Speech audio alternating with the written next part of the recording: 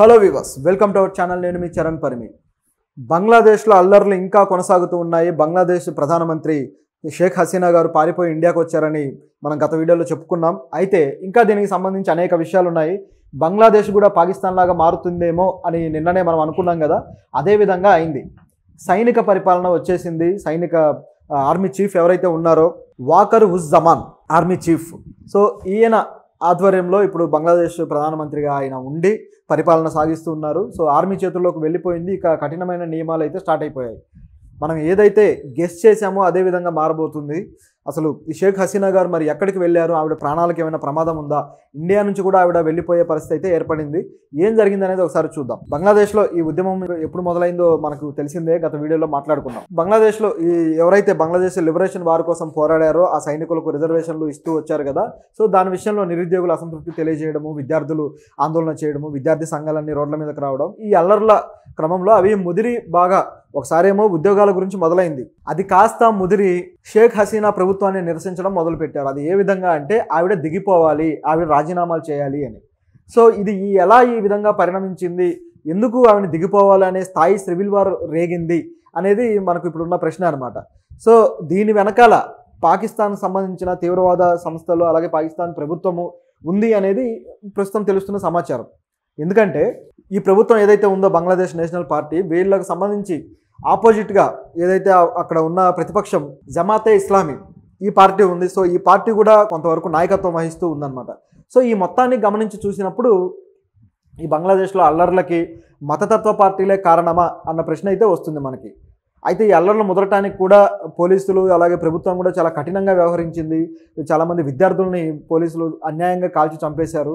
దాంతో విద్యార్థులు కూడా ఊరుకోలేదు, వాళ్ళు కూడా తిరగబడి రెచ్చిపోయి వాళ్ళు కొంతమంది పోలీసులను చంపడం జరిగింది. సో ఈ విషయంలో షేక్ హసీనా కుమారుడు ఆయన ఏమన్నారంటే, మీరు ఎందుకు ఇంత కఠినంగా వ్యవహరించారని ఆయనకు ప్రశ్న ఎదురైందనమాట.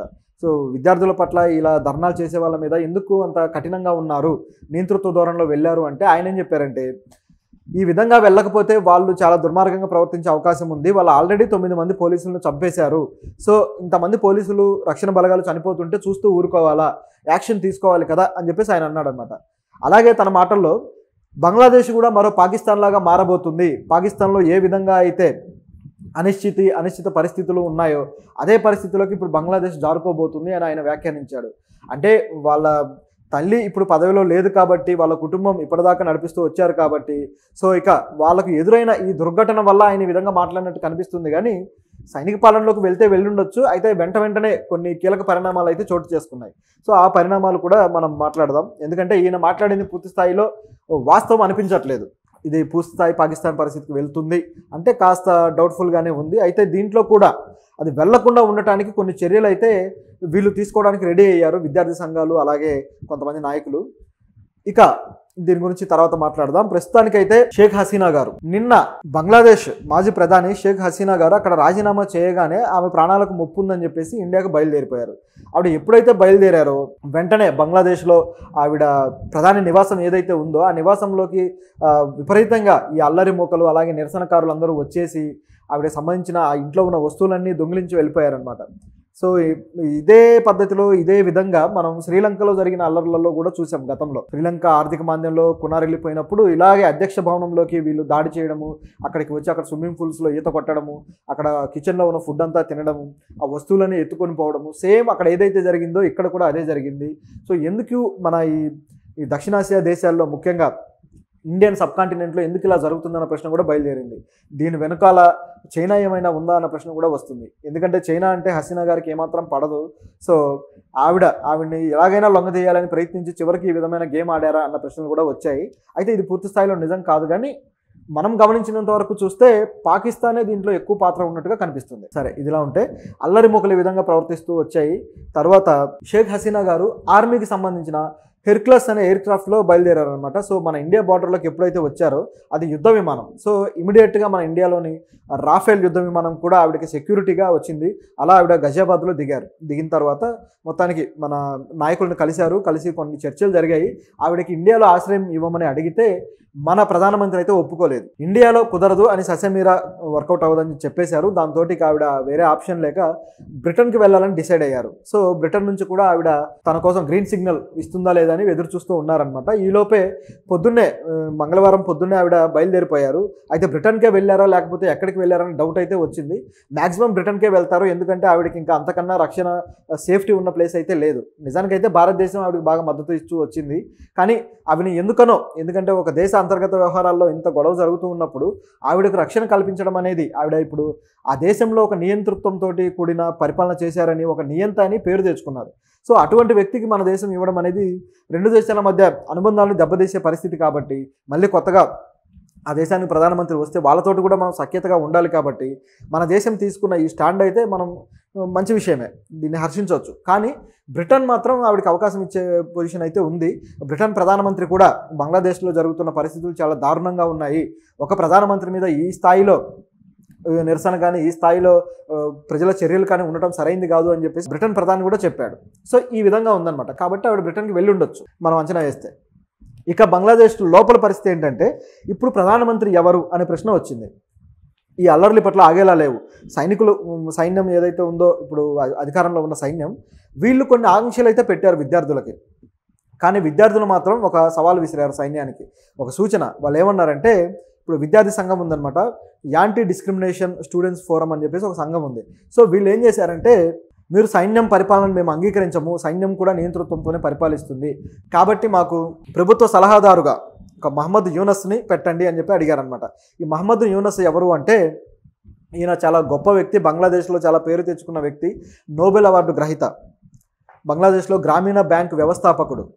చిన్న మొత్తాల్లో పొదుపు ఎలా చేసుకోవాలి అని బంగ్లాదేశ్ గ్రామీణ మహిళలకు కావచ్చు, ఆ గ్రామ స్థాయిలో ఈ ఆర్థిక శాస్త్రంలో చాలా వర్క్ చేసిన వ్యక్తి. నిజానికి ఆయన అంటే పూర్తిస్థాయి ఆర్థికవేత్త కాకపోయినా ఆయన సోషల్ సర్వీస్ని, ఆర్థిక శాస్త్రాన్ని రెండింటిని మిక్స్ చేసి పనిచేసిన వ్యక్తి అనమాట.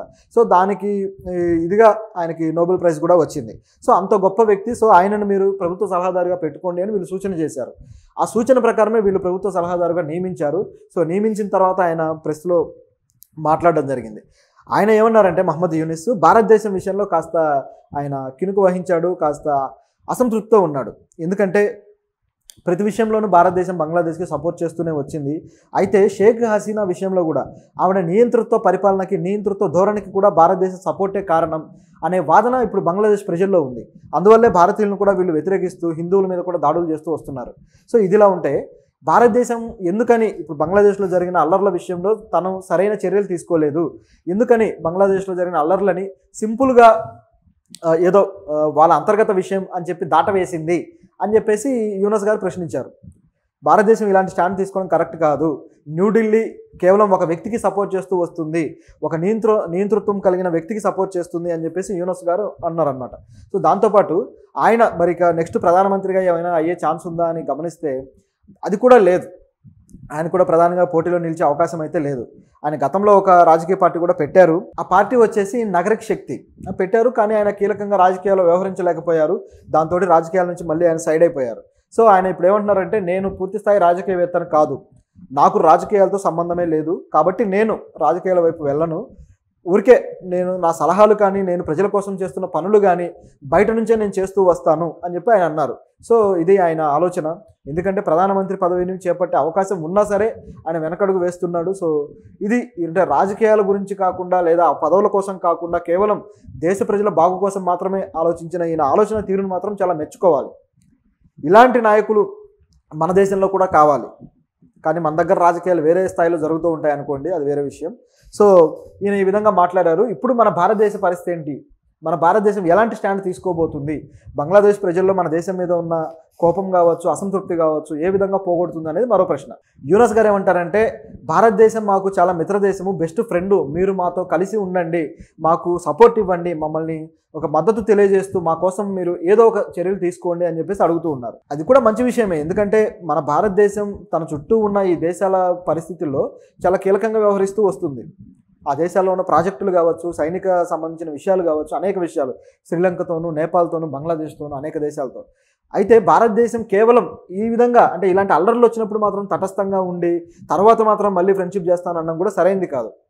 తన ప్రాబల్యాన్ని చూపించుకోవాలి అంటే ఇక్కడ ఈ ఆసియా కంట్రీస్లో ఖచ్చితంగా భారతదేశం ఇలాంటి సంక్షోభ సందర్భాల్లో కూడా తన చర్యలను చూపించాలి. తను ఆ దేశాల్లో ఈ సంక్షోభాలు లేకుండా తను ఎలాంటి స్టెప్ తీసుకుంటే బాగుంటుందో ఒక పెద్దన్న పాత్ర వహించి స్టెప్ తీసుకోవాలి. అమెరికా నాటో దేశాల విషయంలో అదే విధంగా చేస్తుంది.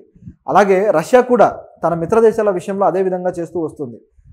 చైనా అయితే ఇక చెప్పక్కర్లేదు, ప్రతి దేశాన్ని కూడా ఆర్థికంగా లొంగదీసుకొని ఆ తర్వాత ఆ దేశాల మీద పెత్తనం చేస్తుంది. సో మనకు ఆ పెత్తనం చేసే అలవాటు మన భారతదేశ డిఎన్ఏలోనే లేదు. భారతదేశం అంటే మిత్ర దేశము, అలాగే ఒక మితవాద దేశము, ఎప్పుడు కూడా స్నేహాన్ని కోరుకునే దేశం, శాంతియుత దేశం కాబట్టే దూరంగా ఉన్నారు. కానీ అన్ని సందర్భాల్లోనూ ఇలా కుదరదు. ఏదో విధంగా ఒక సొల్యూషన్ని తీసుకురావడానికి భారతదేశం ప్రయత్నించాలి. సో ఆ విధంగా బంగ్లాదేశ్తో మంచి సంబంధాలు నెలకొల్పాలని మనం కోరుకుందాం. అదేవిధంగా ఈ అల్లర్లు తగ్గితే మన దేశానికి కూడా చాలా మంచిది.